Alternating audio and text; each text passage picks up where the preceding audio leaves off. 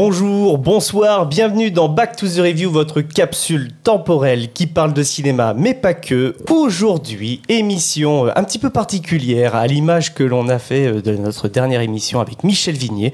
On reçoit donc Annie et Ambre du Butter Chicken Club. Bonsoir les filles. Bonsoir. Bonsoir. Nous avons Jérôme qui est là. Bonsoir Jérôme. Bonsoir, bonsoir. Et nous avons Maxime. Bonsoir Maxime. Bonsoir. Comment ça va les amis du Late? Qu'est-ce que ça fait qu'on rencontre un petit peu notre premier partenariat justement? Ça fait super plaisir. De ouf, mais oui. Voilà, d'avoir des passionnés de cinéma avec nous et sur un autre support.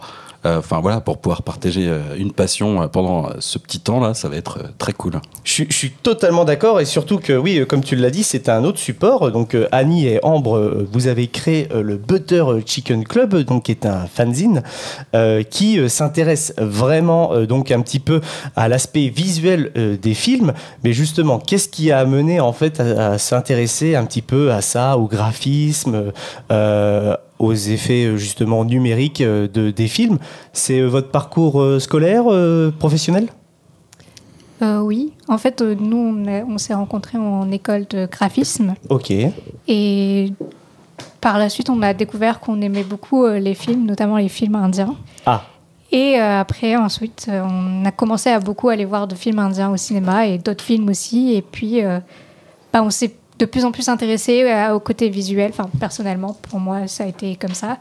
Et après, on a eu l'idée de faire le fanzine. Et pour faire quelque chose de différent, comme c'est un sujet qu'on maîtrise plus, le côté visuel, puisqu'on est toutes les deux graphistes, on s'est intéressé plutôt à cet aspect-là du cinéma.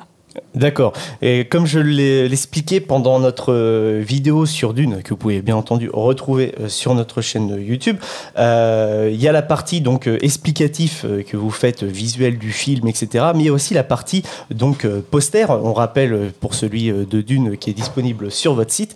Mais justement, quel a été, on va dire, le côté déclencheur de vouloir à la fois mettre des explications par rapport à un film et le côté visuel, esthétique, décoratif de votre poster? C'était quoi le déclencheur? En tant que graphiste, on aime bien les objets graphiques, les trucs qu'on peut avoir gardés chez nous, regarder assez régulièrement. Et on a voulu faire un objet de collection plus que quelque chose comme un magazine qu'on lit et qu'ensuite on garde chez nous. On voulait quelque chose qu'on puisse garder et possiblement l'accrocher, donc faire un poster et avec le côté explicatif qu'on avait aussi envie d'aborder. Et ça, c'est un format que vous avez déjà vu ou on va dire sur le marché? En tant que fanzine sur les films, non. Personnellement, j'en ai pas trop vu. Enfin, il y a quelques trucs qui se font un peu de ce genre-là, mais pas tout à fait du même format. Mais en tant qu'objet, oui, c'est assez... Les fanzines, ça se fait assez souvent dans les métiers graphiques. Oui, c'est ça. En fait, sur les films, on trouvera plus des illustrations, des fanarts et des posters donc faits par des graphistes ou des personnes tierces, illustrateurs, etc. Plus que des vrais fanzines comme ça. Donc, un fanzine, c'est vraiment un magazine amateur qui s'affranchit un peu de toute réglementation administrative, toute réglementation qui dépendrait de maisons d'édition, etc. Et qui permet une certaine, du coup, liberté graphique et d'expression. Et donc, non, fanzine, c'est vrai que ça peut aborder toute une tripotée de sujets, notamment les premiers fanzines étaient sur de la science-fiction, il y en a eu énormément en Angleterre sur le mouvement punk dans les années 70, donc ça peut... En fait, il y a vraiment cette liberté créative qui peut nous permettre de parler de tout, et donc c'est Ambre qui avait eu l'idée de ça, toi, tu avais décidé du format, de l'apparence que ça devait avoir, et on était parti de ton idée. Et c'était un format qui nous séduisait, notamment aussi la technique, la résographie qu'on affectionne énormément. C'est pour ça que tous les fanzines sont en bichromie, donc avec 2 couleurs. C'est parce que la technique d'impression nous permet d'être créativement assez intéressant en termes de support, de rendu visuel. Et nous, c'est une technique qu'on aime beaucoup faire aussi, qu'on aime beaucoup appliquer. Donc voilà. Ok, alors là, vraiment, ça a parlé vraiment technique. Je vous avoue que le côté bicolore, je ne l'avais pas du tout. Les gars, vous alors, avez... la technique d'impression, donc c'est la risographie, c'est ça? Ouais. Et donc ça permet uniquement de faire 2 couleurs ou plein d'autres couleurs? Non, on peut faire... En fait, il y a un pantonnier en quelque sorte, qui est avec plein de couleurs, et on peut choisir autant de couleurs qu'on veut. Bon, après, peut-être dans la limite de ce qu'on fait, comme c'est ancré, au bout d'un moment, peut-être il y aura trop d'encre, ou selon ce qu'on fait, c'est peut-être compliqué, mais sinon, on peut choisir autant de couleurs qu'on veut, mais c'est en fait, ça marche comme des pochoirs, donc ça s'imprime par couleur, et il faut penser aussi à la couleur qui sera plus visible, finalement, qui va mieux ressortir. Les couleurs, elles dépendent surtout du studio dans lequel on imprime, c'est eux qui font la palette. Oui, c'est ça. Et aussi, après, le résultat, des fois, c'est un peu la surprise. Mais par exemple, sur les images, il y a les couleurs qui se mélangent. Donc aussi, il y a ce côté-là qui permet des fois d'avoir une troisième couleur sans utiliser une troisième couleur. Ouais, par un effet de mélange. C'est ça. Mais en lien aussi avec le film, la couleur. Oui. C'est ce qu'on essaye de faire en général. Oui, après, on essaye aussi de s'amuser et de choisir des couleurs qui vont peut-être plaire un peu plus que certaines couleurs. Le but, c'est de créer du contraste, en fait, et d'avoir des couleurs qui se superposent bien et font quand on les lie entre elles, puissent faire une troisième couleur assez intéressante. D'accord. Et moi, j'ai une question par rapport en fait à votre processus de création d'un fanzine. Donc, d'abord, vous pensez au film et est-ce que vous attaquez directement par la partie poster ou est-ce que vous êtes sur la partie explicatif dans un premier temps ? Alors, pour l'instant, on a toujours commencé par la partie explicative en premier. Parce que c'est peut-être Enfin, ça demande quand même pas mal de préparation. D'abord, on regarde le film et ensuite, on se dit, OK, on veut parler de quoi par rapport à ce film-là. Ça dépend vraiment du film en général. Et après, on fait nos recherches, on écrit nos textes, on fait tout. Et en fait, après, c'est de la mise en page pour cette partie-là. Donc, pour nous, c'est la plus simple, entre guillemets, à faire. Et ensuite, on fait le poster en fonction de ce qu'on a envie et de nos idées. Ouais, le poster est plus long. Mais le fait, en fait, du coup, de brasser les idées d'abord, ça nous permet de se faire un petit résumé visuel de ce qu'on va mettre dans le poster. D'accord. Ce qui résumera le mieux visuellement notre idée qu'on se fait du film. Donc, étape 1, une fois qu'on a fini, que vous avez fini, que vous avez choisi le film, c'est donc la partie explicative avec un brainstorming. Et ensuite, après, sur la partie poster, vu que vous êtes deux, il y a aussi une partie brainstorming, on va dire, pour justement la composition du poster, où selon les films, il y a, entre guillemets, plus, imaginons peut-être pour Dune, est-ce que c'est principalement toi, Annie, qui a eu l'idée du poster, et potentiellement pour Interstellar, c'est plus Ambre, c'est des exemples que je dis, ou est-ce qu'il y a une vraie volonté de mélanger les idées sur chaque poster? On mélange vraiment beaucoup les idées. Ouais. Ça varie selon les films, mais souvent on mélange vraiment nos idées et nos idées se complètent assez bien. Ouais. Donc c'est pour ça qu'on travaille bien en général ensemble parce que nos idées se complètent. Et des fois on a des idées assez similaires ou des fois on a des idées différentes mais qu'on arrive à assembler pour en tirer quelque chose d'intéressant. Ambre, elle a vraiment un bon sens de la composition. Donc, en général, elle a l'idée de la composition et elle trouve des références visuelles pour nous donner une base sur laquelle partir pour être sûr qu'on part dans la même idée. Et moi, je suis plus à l'aise en dessin et en illustration, ce qui fait que toutes les parties dessin, souvent des posters, c'est moi qui les fais. Là où Ambre, tu vas vraiment prendre tous les éléments, créer un visuel graphique, faire un cadre, faire des motifs, etc. Voilà. Ok, les gars, vous avez des questions? Non, travail d'équipe, je vois. Oui. Super travail d'équipe. Oui. Par rapport au procédé de fabrication, donc vous passez par un studio. Oui. Vous ne faites pas ça complètement, de manière indépendante à ce niveau-là. Non, on aimerait bien. C'est des équipements qui sont hyper coûteux pour faire de la risographie. Oui, c'est ça. Une imprimante risographie, c'est très coûteux et ça se recharge en rouleau. Donc, c'est des couches de couleurs qu'on imprime en rouleau via, comme disait Ambre, un pochoir. C'est un système de pochoir. Et ça, oui, ce serait super d'en avoir une, d'avoir son propre petit studio amateur, etc. Mais c'est extrêmement cher, oui. C'est extrêmement cher à entretenir. Oui. Et quand il y a une panne, c'est très compliqué à faire réparer aussi. Il faut la maintenance, Voilà. Parce qu'il n'y en a pas beaucoup dans le monde entier, en fait. Ouais. Alors, moi, j'ai l'impression... peut-être que je fais fausse route, mais j'ai l'impression que quand j'étais en maternelle, encore du papy grenier, désolé. Quand j'étais en maternelle, il me semble que le photocopieur qu'il y avait passait par de la risographie parce que il y avait cette couleur donc justement plutôt bleu, violette, etc. Et ça avait une odeur très très particulière. Est-ce qu'il y a ça? Enfin, vous assistez à la production du document? On a déjà vu, on n'assiste pas à toute la production du document. On pourrait, je pense, si on le demandait, mais vu que le studio il est très productif, ils impriment vraiment beaucoup. Enfin, ça fait qu'on serait là pour un quart d'heure et il faut attendre entre les couches que ça sèche. Ouais. Donc c'est un peu compliqué.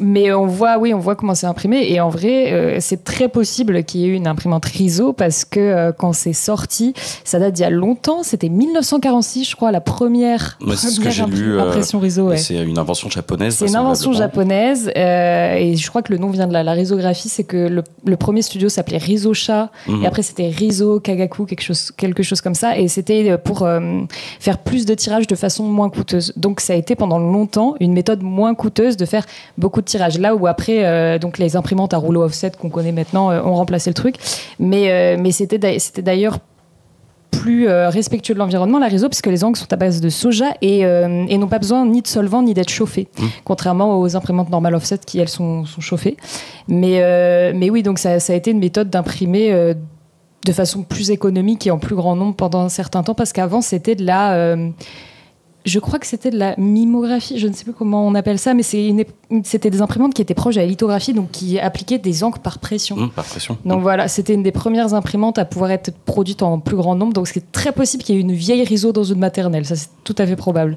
Là où maintenant c'est plus rare et ça devient plus des impressions d'art, du coup c'est plus collector.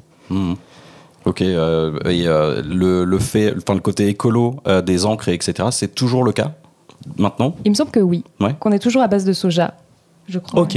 Ça, je préfère pas me prononcer parce que... c'est très possible de vérifier ça, mais je pense que la fabrication des encres était à la base assez simple, avec des choses qui étaient assez peu coûteuses, donc qui sont restées là-dessus.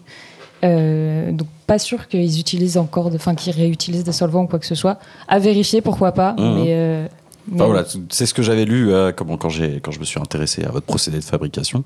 Je me suis dit, mais pourquoi on n'utilise pas plus souvent ce procédé s'il est mieux en fait Maintenant, il est plus coûteux du coup. Mais... Ouais. Oui, mais il est plus coûteux parce que pas plus développé.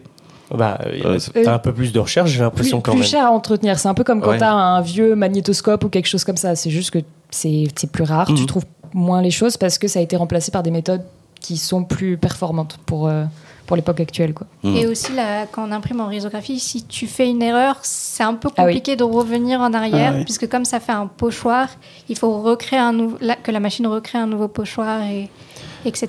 Donc, Et justement, là, c'est un lien, on va dire, avec ma question que j'avais depuis tout à l'heure. C'est dans votre procédé de fabrication, est-ce que vous faites des prototypes pour voir justement le rendu on va dire des couleurs justement par rapport aux couches?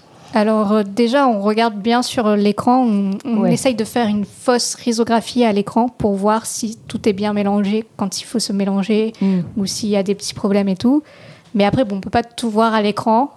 Donc en fait, on envoie à l'imprimeur et eux, juste avant de lancer l'impression, ils impriment une fois et ils nous demandent si c'est OK. Et si c'est OK, ils lancent toutes les impressions.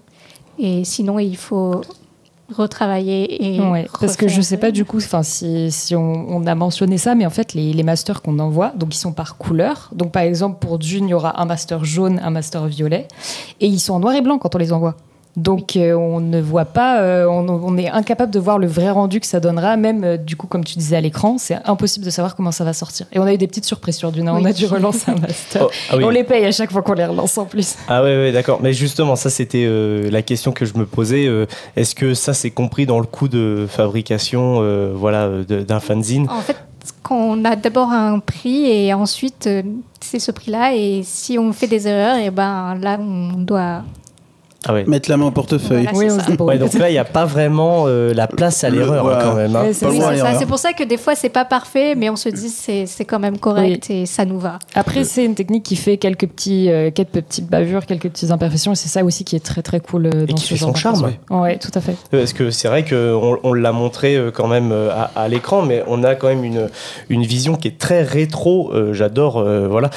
Pour avoir été au Japon, donc c'est vrai que j'avais pas fait le lien, honnêtement, avec la technique comme quoi elle venait du Japon, mais les affiches de films, en tout cas que j'avais vues là-bas, à mon avis, étaient faites dans cette technique-là. pas les affiches modernes, mais vous savez, des trucs Oui, qu'on c'est trouve dans possible. les mandarakés ou des choses comme ça. Et ça me fait extrêmement penser à ce style, on va dire, visuel, le côté colorimétrique, etc. Donc franchement, c'est super intéressant de vous entendre parler de ça. Maintenant, parlons un petit peu des choix de films. Bon, là, Dune, on suppose que c'était pour un petit peu coller à l'actualité quand même, sachant que Dune partie 2 sortait. Mais vous avez commencé par Triple R, alors je le prononce très très mal, à mon avis. Il n'y a pas de façon. Oui, il n'y a pas vraiment de façon de le prononcer. Hein. Les Indiens, ils le prononcent Alalar ou Tripolar. Donc, Ok, d'accord. Et donc, pourquoi ce film ? eh ben, vas-y, commence. Alors, en fait, on est parti le voir au cinéma. Et pendant tout le film, je pense qu'on avait la bouche grande ouverte. On s'attendait pas à voir un film pareil. Et enfin, je pense qu'on savait même pas ce qu'on allait voir. Non, on avait regardé la bande-annonce. On avait rien compris. On adore aller regarder les films indiens qui sortent. C'était un gros réalisateur, Rajamouli. On n'avait pas forcément vu ses films avant, mais on savait qu'il avait fait des gros films du style Bahubali qui sont très connus, qu'on fait vraiment beaucoup d'entrées en Inde. Et on a vu la bande-annonce, on a vu un mec se courir en slibard dans la forêt. On s'est dit, peut-être que c'est un Tarzan indien, etc., vu que les Indiens, ils aiment bien faire des remakes indiens des films. Et oui, on a été vraiment très surprise de ce film et on a adoré. On est allé le voir une deuxième fois. 3 jours après. 3 jours après, ouais. Et c'était des séances, c'était le premier film indien qui sortait dans les MK2. Oui. MK2 Bibliothèque, on a fait, il sortait, et il était que le matin, je crois. Non, la première semaine, on était parti un soir et la deuxième semaine, je crois, il n'y avait plus que des séances le matin et on est reparti. Voilà, et s'il ressort au ciné, on va sûrement y retourner. Voilà. Et alors, du coup, ce film, on a vraiment on est ressorti, il nous a vraiment marqué, on avait vraiment... bouleversé. C'est ça. On a eu un vrai film d'aventure où tout était une surprise, où les personnages étaient hauts en couleur, faisaient leur propre cascade. Il y a de la course à moto, de la course à cheval, du feu, de l'eau. Ça n'a aucun sens, l'univers. L'eau et le feu se mélangent. Mais en fait, tout est tangible et on a envie d'y croire et on est totalement rentré dedans. Là où, oui, ça arrive que certaines personnes très hermétiques au jeu des Indiens ou à ce genre de cinéma poussé à l'extrême soient totalement hermétiques. Nous, on adore ça. On est totalement rentré dedans. On a adoré ça. On a adoré la mise en scène. Il y avait des super bonnes idées.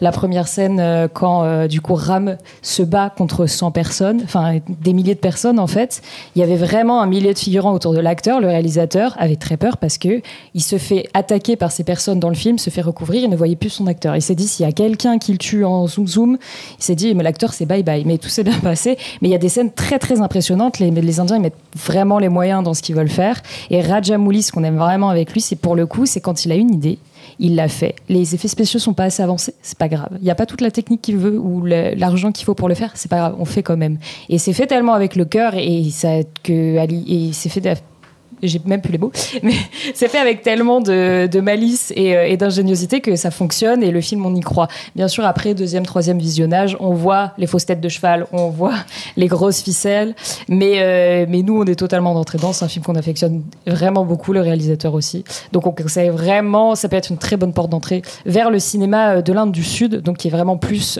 cinéma d'action-aventure.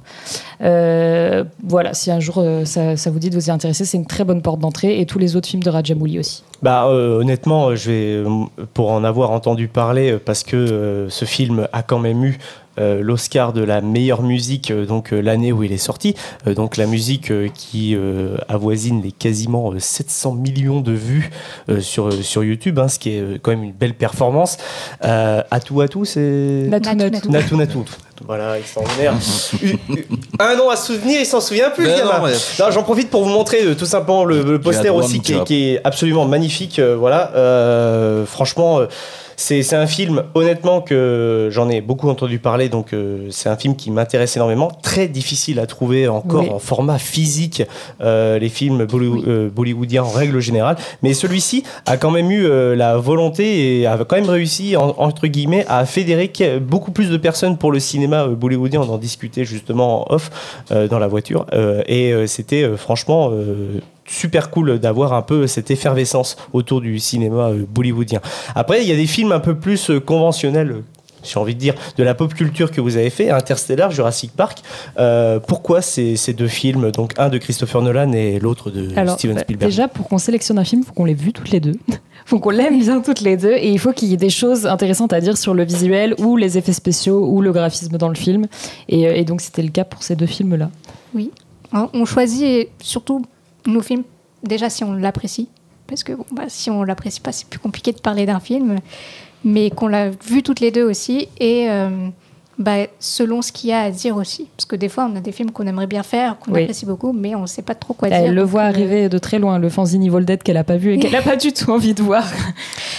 J'achète tout de suite. Hein.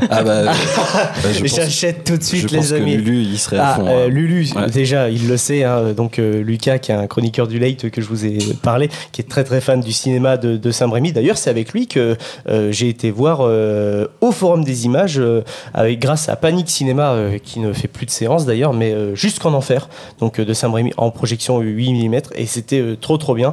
Mais oui, un fanzine sur Evil Dead, mais super bien. C'est une très très bonne idée, ça déjà. Ambre, il faut voir Evil Dead. Jusqu'en Enfer, moi j'ai. Toi, t'es que j'ai vu dans la salle du Palais des Festivals de Cannes en 2009 pour sa sortie, en présence de Sam Raimi et des acteurs du film. Et c'était. Alors, je suis pas très fan des films d'horreur, mais bon, celui-là, comme j'étais. Voilà, quand on monte le tapis rouge, on a toujours envie d'aller voir le produit. Et ouais, très, très, très surprenant. Et puis, Sam Raimi, que j'apprécie aussi pour les Spider-Man. Voilà. Oui. Et puis, voilà, on le sait qu'il fait des films aussi d'horreur qui fonctionnent très bien. Bah, il vient de là, et puis les amis, ils sont quand même très collecteurs, puisque c'est le même costume que tu avais au Festival de Cannes. Oh. non, je plaisante. Non, c'était en 2009 qu'il est sorti le film. J'étais lycéen, et non, ce n'est pas du tout pareil. C'était une petite boutade. J'ai compris.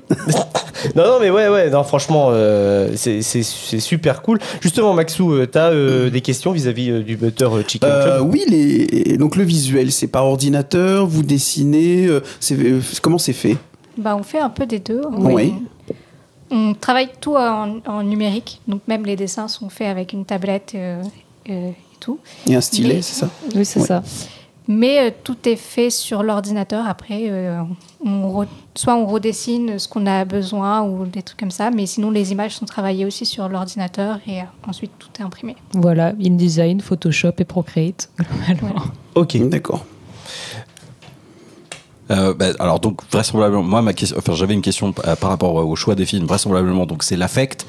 Il y a jamais vous dites que c'est le calendrier qui va vous dicter un choix, par exemple, parce que je sais pas, je pense à Pauvre créature, par exemple, qui est sorti il y a pas très longtemps. Déjà, rien que les visuels du film, moi, c'est ce qui m'avait donné envie d'aller voir le film. Je voulais même pas savoir de quoi ça parlait. Est-ce que des fois, vous avez cette envie, genre, ça, quand ça sort, on saute dessus et on voit si on peut faire quelque chose, même sans qu'il y ait déjà l'affect? Alors, on essaye de faire un peu en fonction du calendrier. C'est ce qu'on a fait avec Dune. Parce que on savait quand on a commencé le fanzine qu'on allait en faire un sur Dune, parce que Dune aussi est un film qu'on est allé voir ensemble et qu'on avait bien aimé. Qu'on est retourné voir une deuxième fois aussi. Il y a beaucoup de choses à dire sur tout le travail visuel, les chara-design, etc. Puisque Denis Villeneuve, il travaille très très près avec son storyboarder. Il réécrit le scénario du film une fois que le storyboard est fait, pour tous ses films, pour coller le plus possible aux images de base. Donc c'est quelqu'un qui travaille vraiment très très visuel. Donc c'était un des points qui nous avait vachement intéressé sur Dune. Et ça, en fait, ça se voit à l'image. C'est ce qu'on avait tout de suite capté. On s'est dit, en sortant de la première séance du premier Dune, on veut voir les storyboards de ce film. Et du coup, comme il devait sortir en fin d'année dernière, on avait prévu plutôt de sortir à cette période-là. Mais il a été décalé, donc on s'est dit, on va décaler notre fanzine aussi pour aller avec la sortie de Dune. On est très souvent en retard vu qu'on fait ça à côté de notre travail, de nos travaux respectifs, enfin de nos jobs respectifs. Donc oui, ça arrive qu'on soit en retard et il y a des logiques il faut qu'on rentre dans nos frais, etc. Donc oui, on espère plus tenir les deadlines à l'avenir parce qu'on aimerait bien que ça continue et on a plein de films qu'on a envie de faire. Mais oui, on essaye le plus possible de coller aux sorties quand c'est possible. Mais d'abord vraiment un film qu'on aime. Okay. Parce que c'est plus facile au final à faire. Si par exemple un réalisateur va sortir un film et que c'est un réalisateur qu'on aime beaucoup, on va peut-être faire du coup un film qu'il a déjà fait. Après le problème c'est qu'on peut pas vraiment dire ce film là il sort, on le regarde le jour de sa sortie et dans 2 semaines on sort le fanzine parce que ça nous prend du temps et en Évidemment. J'ai semaine, l'impression qu'il y a du temps aussi. Ouais. Voilà, On peut c'est pas prévoir possible. l'emploi Donc, du en fait, temps du on est obligé studio. de Ça peut prendre un si mois, c'est 2 autre semaines. film, soit si c'est de faire un autre film, soit Ouais. Ouais. Un Nosferatu, par exemple. Ah, moi j'aimerais bien. Mais toi, Nosferatu, Après, ouais, c'est surtout. Tu penses à Nosferatu. Moi, je pense c'est un autre film, mais Mad Max Fury Road aurait été énorme à avoir en fanzine parce que, sachant qu'il y a Furiosa qui sort Ouais. là, et George Miller est un aussi réalisateur qui travaille énormément avec son Ouais. storyboarder. D'ailleurs, Mad Max Fury Road, c'est une copie collée de son storyboard. D'ailleurs, il a tellement été loin dans le délire. J'aime bien Mad Max. Hein. Oui, non, mais je sais bien. Et puis Mad Max, c'est pas trop les dialogues. quoi. Voilà. Non, mais il a tellement été loin dans le C'est délire de son visuel pour Fury Road que à la base il l'avait conçu en noir et blanc, quoi. C'est pour ça que là il y a Ouais. l'édition Black and Chrome qui est sortie. Voilà, on en parlera bien entendu la semaine prochaine sur Twitch. En tout cas le vendredi 23. Mais sur Twitch pour Furiosa.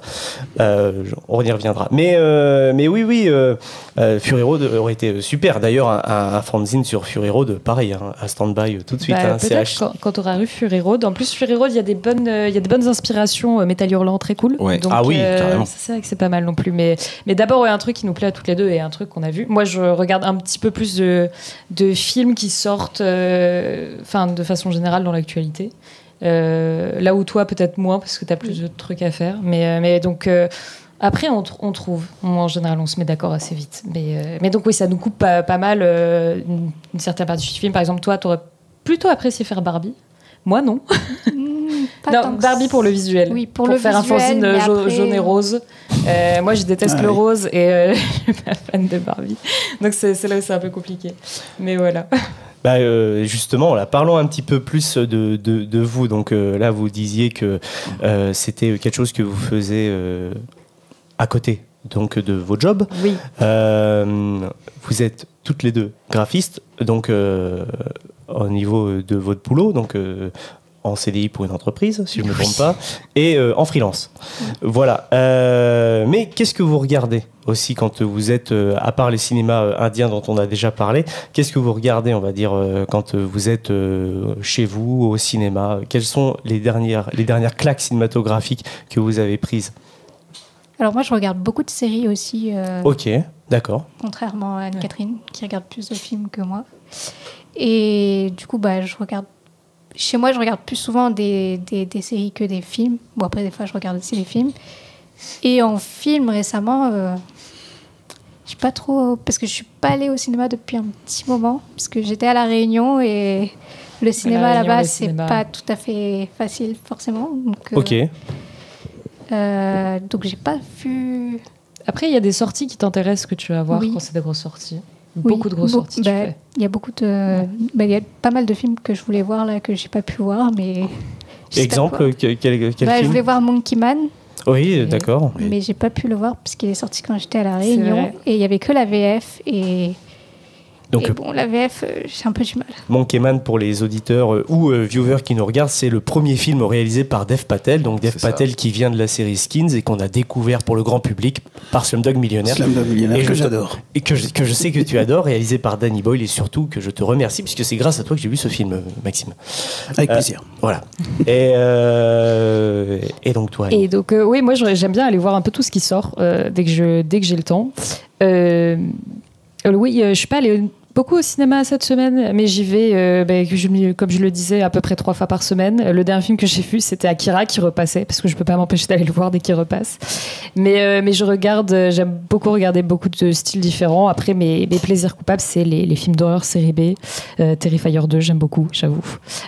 Les films comme ça, oui, c'est totalement mon truc. Et oui, contrairement à Ambre, je regarde quasiment pas de séries. Donc voilà, récemment, qu'est-ce que j'ai vu? J'ai vu Civil War, j'ai vu... je vais aller voir Mad Max Furiosa, ça c'est sûr. Enfin, je vais aller voir Furiosa, ça c'est sûr. Mais donc voilà, je m'intéresse un peu à tout. Et on a des super surprises. J'ai vu Le Mangeur d'âme aussi récemment, qui était plutôt pas mal. Busti Omori, petit polar français assez sympathique. Mais claque, je saurais pas dire, mais Les Chambres Rouges, le film canadien, était vraiment super. Si j'avais pu aller le voir une deuxième fois, je l'aurais fait. D'accord. Et il a fait assez parler de lui dans la sphère très cinéphile, etc., où les gens se poussaient à aller le voir. Mais sinon, il n'est pas passé très longtemps et c'est vrai que c'est très dommage parce que Les Chambres Rouges vraiment vaut le coup. C'est vraiment bien si vous aimez les histoires true crime, tueurs en série. Vraiment, vraiment très très bon film. Et ouais, petite claque de cette année. Ouais. Et ben alors là, c'est le gros problème de nos programmations de campagne. J'ai envie de exactement dire. les Voilà, nous les tueurs en série, on les a pour de vrai. Ouais, dans cet appartement, donc voilà. Non, ben oui, ça c'est vraiment quand même compliqué encore la distribution de ce genre de On fait cinéma. comme on peut, hein. Ouais. Alors oui, mais en règle générale, tu sais, en France, c'est quand même compliqué. Je sais que Paris est très très bien desservi parce qu'il y a vraiment tout type de cinéma, des cinémas, on va dire plutôt de passage, et les cinémas de quartier, on va dire, qui vont être un petit peu spécialisés dans certains types de cinéma. Tous les trucs d'arrêt. Donc ça c'est vraiment vraiment cool. Après bon, on fait avec ce qu'on a et on voit quand même qu'il y a quand même un effort de fait, je trouve, honnêtement. Il y a dernièrement un effort, mais souvent faut être à l'affût. Et puis il faut pas avoir peur de faire des bornes, quoi. C'est vrai. Oui, comme par exemple Minus One qui est pas resté très longtemps, mais on a pu aller le voir. Minus One est quand même une preuve, on va dire, où il y a un problème de distribution. Il fait un carton au box-office, on le met qu'une semaine et demie au cinéma. Et j'irai même plus loin, le premier jour où il est sorti, il est sorti que 2 jours. Hein. Ouais. Moi, je l'ai vu le premier jour. Ah ouais. Et j'étais très contente qu'il repasse. Ah oui, bah clairement, super film. D'ailleurs, Ouais, Minus très, One, très bon film. Minus One, c'est vraiment beaucoup apprécié aussi, en ce début d'année, quoi. Et souviens-toi de Scott Pilgrim versus The World. Ah oui, quand c'est il est vrai. sorti il y a 14 ans maintenant, peut-être. Ouais. C'est ça. Et il est devenu culte. Hein. Il est devenu culte et il était dans 8 salles en France. Bref, il a fallu que je me traîne jusqu'à Argenteuil pour aller le voir. Et moi, en VF. Moi, j'en ai pas entendu parler quand il est sorti. Infernal. Ouais. J'avais emmené 15 personnes avec moi. Et Vous devez voir ce film. à lui tout seul, GG a fait la moitié du box-office français. Voilà, j'en sais rien, mais. Ils étaient tous dans la même salle avec GG. Ah ouais, Merci GG. C'est un truc de fou. Ça donnerait envie de faire des ciné-clubs pirates, un petit peu. Mais un petit peu, Bah, tu vois, ouais, carrément. Ouais. Et un truc tout bête, mais pareil pour le cinéma, quand on a vite fait à parler, celui de Carpenter Brut, donc Blood Machine, où là, nous, on a dû s'expatrier, je sais plus dans quelle ville, avec Lucas pour voir le film Blood Machine de Carpenter Brut, donc c'est ce qui était génial parce que c'était une séance à la fois unique, mais il y avait le making of du film, tout ça, et même vous qui êtes de Paris, et moi je l'ai loupé, j'étais à Paris et je l'ai loupé. Et donc loupé, donc ça arrive quand même encore. Les amis, vous avez d'autres questions sur le Butter Chicken Club, en règle générale, ou plus par rapport à Ambre et Annie, par rapport à leur profession, un projet là, c'est quoi le. Mis à part le Butter Chicken Club. Ah oui, alors le prochain fanzine, on ne sait pas quand il sortira, on ne sait pas sûr qu'on va le faire encore. Donc oui, comme on me le disait, toi tu es parti à La Réunion, on a eu une grosse période où c'était dur de travailler, mais on va s'y remettre. On n'a pas encore trop discuté de ce qu'on allait faire. Ouais. On aimerait bien refaire des films indiens. On aimerait bien. Ouais. Notamment les films de Sanjay Leela Bhansali. Donc, il a sorti en plus récemment une série qui s'appelle Iramandi sur Netflix. Donc, c'est un réalisateur qu'on aime énormément aussi. Visuellement, il fait vraiment des trucs. C'est assez incroyable. Il a fait des films. C'est celui qui a fait Devdas, Bajirao Mastani. Au Festival de Cannes, Devdas. Ouais. Et pourtant, c'est pas un de ses meilleurs selon moi. Vraiment, moi, j'ai vraiment un gros penchant vers Padmavat, qui est un vrai conte de fées Mille et une nuits, qui est absolument formidable. La fin de ce film est une des fins que je préfère au cinéma. Franchement, un fanzine Padmavat, on pourrait vraiment faire ça. Et Ponniyin Selvan aussi. On aimerait bien aussi qu'il y ait un film tamoul, qui était sorti, qu'on avait vu au cinéma et qu'on avait énormément aimé aussi. Et on est parti voir le 2 au cinéma. Ouais, aussi. on avait terminé à 3h du matin parce qu'il passait très tard. La séance était à 12h30. Ouais. Et on a fini à 3h30. C'est ça. Parfois, aller voir les films indiens, c'est un peu l'aventure, mais on a de la chance de les avoir déjà. Et là, j'ai une question par rapport justement à tout ce cinéma indien. Donc, tout à l'heure, vous disiez que Triple R était un film du cinéma bollywoodien, plutôt du Sud. Là, les films que vous citez, c'est pareil, bollywoodien Sud ou... Alors, en fait, le cinéma indien, on dit souvent Bollywood, mais Bollywood, c'est les films originaires de Bombay. Donc les films en hindi, qui sont plus du nord. Ok. Et RRR est un film Telugu, qui est du coup plus du sud. Donc origine de Tollywood, parce que du coup, ils ont donné des noms... Ah oui, d'accord. Voilà. Bollywood, c'était en référence à Hollywood. Ouais. Ok. Et, mais le cinéma originaire de Bombay. Et en fait, du coup... selon les régions de l'Inde, c'est Il soit y a des woods différents. Bollywood, Tollywood, Collywood. La dénomination wood, quand on parle du cinéma indien, Collywood, Tollywood, c'est les films de grosse exploitation. C'est les films industriels, quoi. Les films de gros studios. Ok. Les grosses sorties. Ah ouais, donc Ouais. ah ouais. Non, mais en fait, c'est super intéressant. Mais oui, honnêtement. on apprend plein de choses. Alors oui, Je- complètement, parce mais que oui. là, justement, j'aimerais un peu édulcorer Oui. pour nos auditeurs et les viewers, parce que peut-être qu'ils sont très très fans du cinéma indien, je ne sais pas. Nous, en tout cas, on est novices sur ce sujet, et merci en tout cas de ces précisions par rapport en fait aux différentes régions. Donc Bollywood vient de Bombay, et donc pour vous, quand vous entendez qu'on parle du cinéma indien, qu'on dit forcément Bollywood, ça doit être un peu une hérésie, quoi. Bah, on a fait l'erreur aussi à une époque, Oui. donc voilà, on sait que si les gens ne le savent pas, bah, Oui. forcément c'est compliqué. Et déjà, quand les gens Mais regardent après, des c'est vrai films que- Bollywood, on est content. C'est vrai qu'on va plutôt dire film indien que, Ok. Oui, c'est ça. que Bollywood. Et donc les films que vous avez cités là précédemment, ils viennent de quelle région? Alors les films de Sanjay Pansali sont en hindi, donc de Bollywood, Ouais. de Bombay. Ok. Ouais. Ponniyin Selvan, donc c'est tamoul. C'est Collywood. Collywood. Collywood. Et Tollywood, c'est... Et Tollywood, c'est le c'est Telugu. Telugu. C'est ça. Ok. Bon, après, des fois, on s'y perd un peu aussi. Oui, parce que parce je crois que- qu'il y a même ouais. deux Collywood, mais c'est pas les mêmes régions. C'est ça. En fait, vraiment, le Ouais. cinéma indien, l'Inde, c'est vraiment le cinéma, c'est son soft power, c'est vraiment ce que le pays veut faire de mieux. Le cinéma coûte 3 € en Inde pour que tout le monde puisse y aller. Il y a parfois plus de 2000 films par an qui se font. Et en fait, chaque région, donc l'Inde c'est grand, et chaque région a sa propre industrie, donc chaque région a son wood, sa propre industrie qui vise son propre public. C'est pour ça que les cinémas du Sud seront très différents des cinémas de Bombay. Bombay, on a le cliché, un peu les comédies romantiques, rom-com avec beaucoup de chansons, un pauvre qui veut se marier avec une princesse, etc.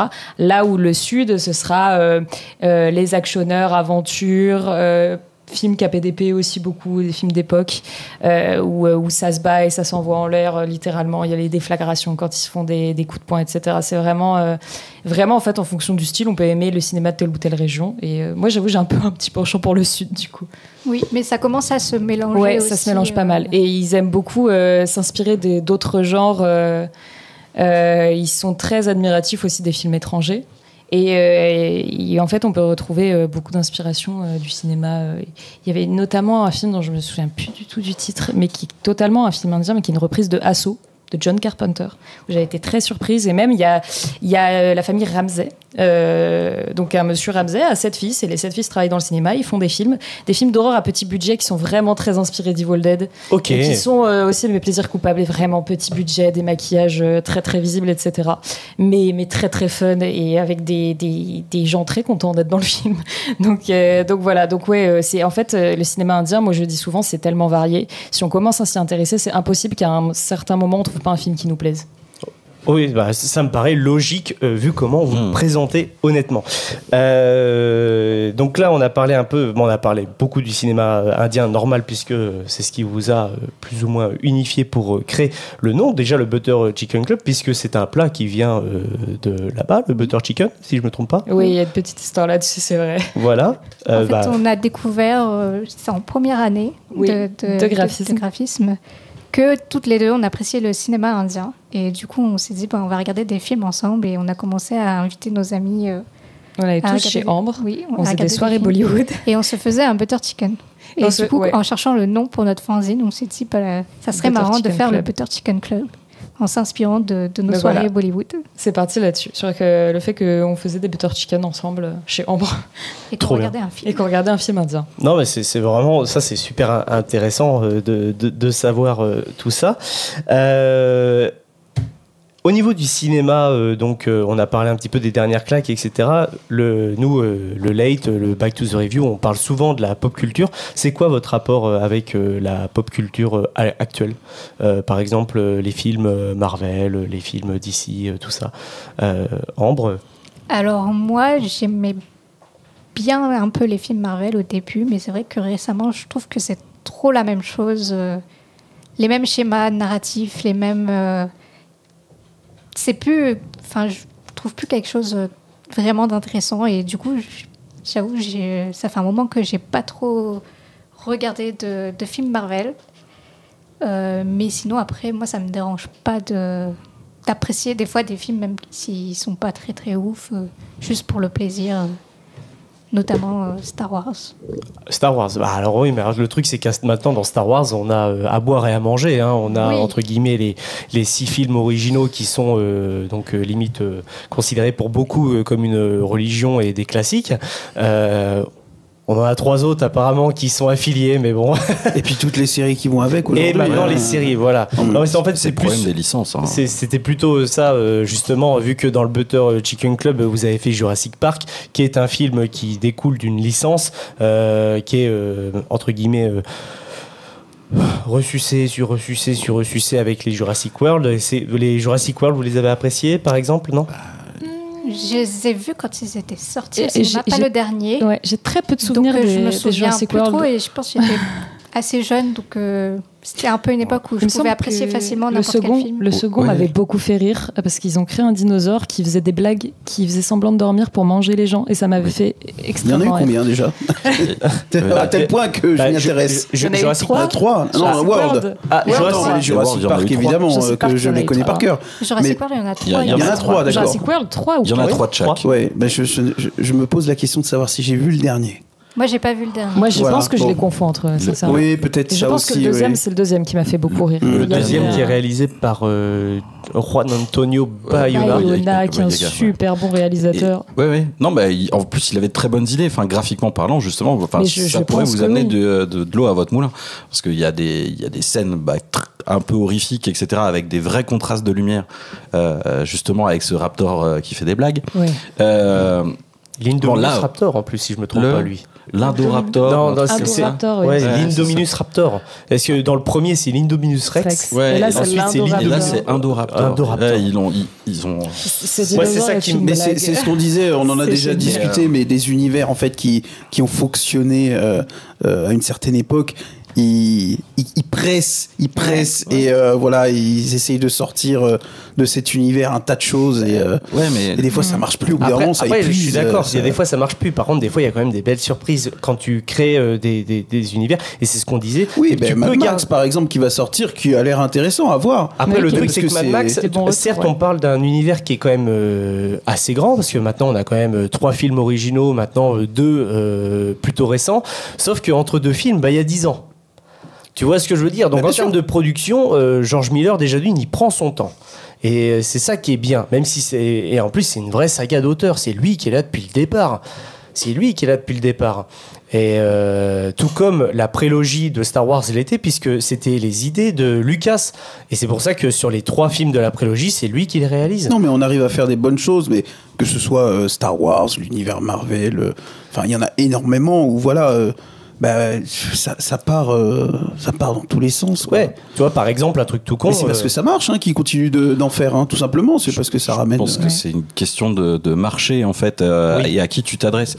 Maintenant, les films que tu sors qui reprennent des franchises, tu t'adresses à des trentenaires ou des quarantenaires qui ont été biberonnés à des dessins animés avec très peu de scénar, tout ça pour leur vendre des jouets. Bon, du coup, maintenant, c'est pareil. On t'étire des licences pour te vendre des pop-heads et des mugs. Bon, voilà. On est des bons consuméristes et c'est un peu à cause de ça. Compétents. Mais des fois, voilà. Exactement. Mais je pense que maintenant, il faut qu'il y ait un retour des studios sur le fait de faire confiance à des réals qui ont quelque chose à dire, en plus de juste exploiter une licence, quoi. Pour justement avoir ces choses intéressantes comme Villeneuve avec Dune, quoi. Ouais, comme Villeneuve avec Dune, ou même entre guillemets même au sein même du MCU, Sam Raimi qui arrive avec son Doctor Strange 2 qui était vraiment très intéressant à regarder. Oui, porté sur l'horreur parce qu'il aime ça. Voilà. Oui. Mais tu vois c'est intéressant. Mais le côté ce que GG dit, voilà, tu fais confiance à un réal malgré un univers qui est connecté et qui est gigantesque, parce que le MCU c'est plus de 23 films, un truc comme ça, même plus. Plus, je crois. Puis on va pas compter les séries en plus. Mais pour te dire, et donc quand tu fais venir un mec comme ça, finalement ils l'ont quand même laissé avoir sa vision des choses, mais à mon avis ils l'ont quand même bridé sur certains trucs, mais le Doctor Strange et Multiverse of Madness, c'est une vraie une vraie source de fraîcheur dans le MCU, alors qu'on est en plein milieu d'une phase qui se pétait la gueule, quoi. Oui, il y avait rien. Ouais, enfin, si. Là, ça se casse encore plus la figure, hein, parce que Disney commence à plus d'avoir d'argent, les films font juste plus assez d'entrées. Tout le monde a un épuisement des super-héros. C'est bien sûr. Il rétro-pédale à fond là sur le nombre de productions à l'année. Ce qui est normal aussi, tu vois. Oui. À force de photocopier à chaque fois la même chose, tu sais, les profs de photocopier les polycopiers, à force de photocopier, c'est juste des taches noires et tu lis plus rien. Et tout est fade. Et là, c'est pareil avec le film. Et c'est pour ça que d'ailleurs Marvel a annoncé qu'il restait sur un film à l'année, voire 2 grands max. Tant mieux. Et tant mieux. Grand bien leur face. Voilà, alors qu'on a l'impression que Warner elle est en train de lancer la machine avec James Gunn et pour son nouveau DC Comics et Universe. C'est ça. Parce que James Gunn, il a réussi à tirer son épingle du jeu dans le sens où c'était vraiment sa vision. Oui. Et il est passé notamment avec Suicide Squad après un très très mauvais premier à faire un très sympathique second. Oui. Et donc on lui a fait confiance pour les Gardiens de la Galaxie. Ils se sont dit finalement c'est pas mal utile de lui lâcher un peu les rênes et qu'il fasse ce qu'il veut. Et du coup il a fait ça avec les Gardiens et ça a marché, ça a fait ses entrées. Et oui, ce serait la solution en fait de donner vraiment la licence à un réalisateur. Tu fais très bien le producteur du Sud. Ouais, t'as vu. Ils ont tous un accent du Sud d'ailleurs à Disney.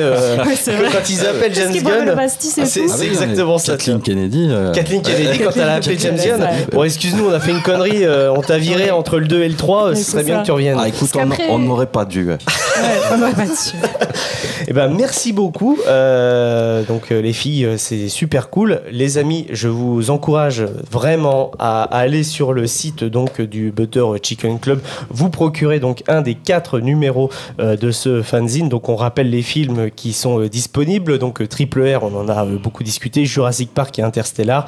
Et le dernier en date qu'on vous a présenté donc dans l'émission qui s'appelle sur Dune première partie. Voilà, on espère un jour un Dune deuxième partie. On espère un Evil Dead. On espère un Mad Max Fury Road. Bref, voilà. Je lance des graines comme ça, des idées, on sait jamais. Mais nous avons beaucoup d'idées aussi. Oui, c'est ça. En fait, c'est plus dur de trier. Oui. Et d'ailleurs, en parlant d'Evil Dead, je drop le truc, mais vous avez vu Vermine ou pas de Sébastien Vannici? Alors, t'aurais aimé. Alors Vermine, je vais être 100% honnête avec toi. Vermine, en fait, je l'ai reçu en Blu-ray. Je l'ai loupé au cinéma parce qu'il est sorti fin d'année, donc genre 31 décembre, un truc comme ça, ou entre le 25 et le 31. Donc là, c'était moment de famille, etc. Pas à la tête, on va dire, à aller voir des grosses araignées sur un écran. Et donc je l'ai acheté quand même. Parce que j'en ai entendu que du bien et j'attends juste en fait de faire les travaux pour le regarder. Parce que moi ce genre de film c'est mes plaisirs coupables. Moi j'adore ce genre de film. J'adore The Blob, les films d'invasion, c'est très cool. Et Sébastien Vannici, le réalisateur, va réaliser le nouveau Evil Dead. C'est Sam Raimi qui a dit moi j'ai adoré Vermine, il est venu le chercher et il va partir réaliser le nouveau Evil Dead. Donc on espère qu'il va pas trop se faire lobotomiser par les productions américaines et qu'il va nous produire quelque chose de bien. D'autant plus que Evil Dead est assez stable comme il a des plutôt bonnes suites. Et moi, ce qui me rassure vis-à-vis de ce projet-là, c'est que Flaubert, en fait, fait partie de l'équation. Tout à fait, et Flaubert a annoncé, c'est pas un Evil Dead. C'est un film dans l'univers de Evil Dead. C'est ce qu'on disait. Cool. Et donc, c'est super cool, en fait, de parler de l'univers d'Evil Dead sans, entre guillemets, intégrer directement H et tout ça. Tout à fait. Ça, c'est cool. Et les vieux, maintenant. Oui. Mais bon, tu vois, il fait toujours ses petits caméos avec Sam Raimi, puisqu'il est même venu dans le MCU faire son petit vendeur de pizza en boule. Oui, les pizzas boules. Ouais. Les pizzas boules, voilà. Ok, écoutez, donc merci beaucoup. Et merci à vous. On a été ravis de pouvoir faire ça avec vous. Merci. Oui, j'espère que ça vous a plu. Jusqu'ici. Et ouais.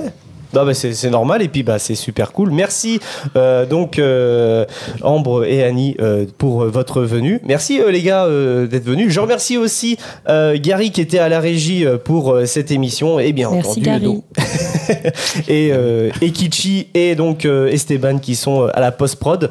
Voilà. On se retrouve donc très très vite, plus vite que vous le pensez, pour un Back to the Review avec un invité. Qui risque aussi d'être super intéressant, mais voilà, on va rechanger un petit peu le format du Back to the Review. On va parler d'un film et on fera une interview derrière. Ça arrive très très vite.